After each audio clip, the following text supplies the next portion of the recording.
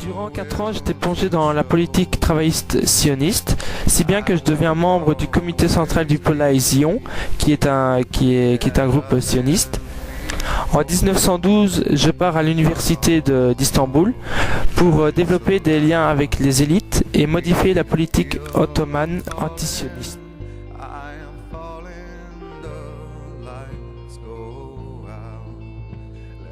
Mes études furent interrompues par la Première Guerre mondiale.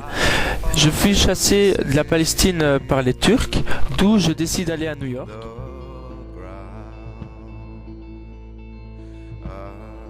Mais j'étais contre la création d'un bataillon juif au sein de l'armée britannique.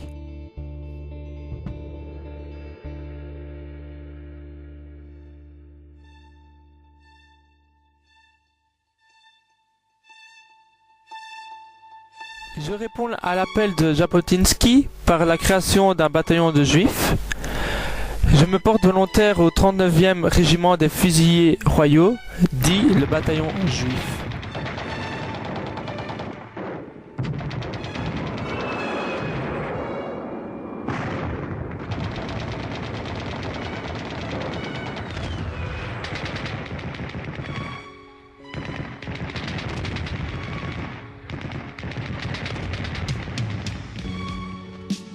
Après la guerre en 1921, je retourne en Palestine où je deviens secrétaire général de l'Histadrout, la Fédération Générale du Travail, qui créa bon nombre d'institutions économiques et sociales qui allaient marquer la société israélienne.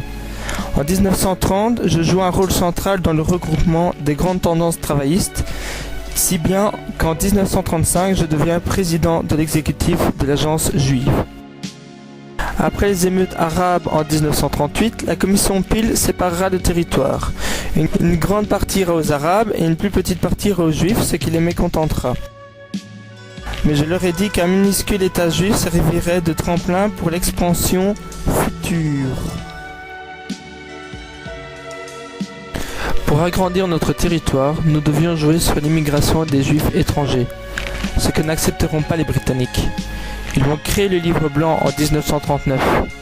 Celui-ci empêche l'immigration des Juifs étrangers et l'expansion de l'État juif, ce que je considérerais comme une trahison à notre peuple.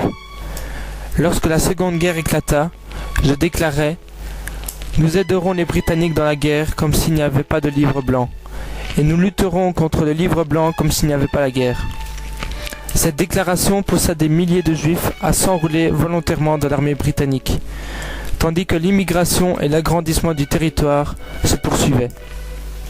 Après la guerre, le nouveau gouvernement de la Grande-Bretagne refuse d'abolir le livre blanc, même après la tragédie de la Shoah. La confrontation avec les Britanniques devient inévitable. En 1946, j'assume la charge de portefeuille de la défense de l'agence juive et mène la lutte contre les Britanniques. Et c'est le 14 mai 1948, à la tête du gouvernement provisoire, que je déclare la création de l'État d'Israël. Durant les 5 premières années de l'État, en tant que Premier ministre, j'ai permis l'immigration de masse qui doubla la population en 4 ans.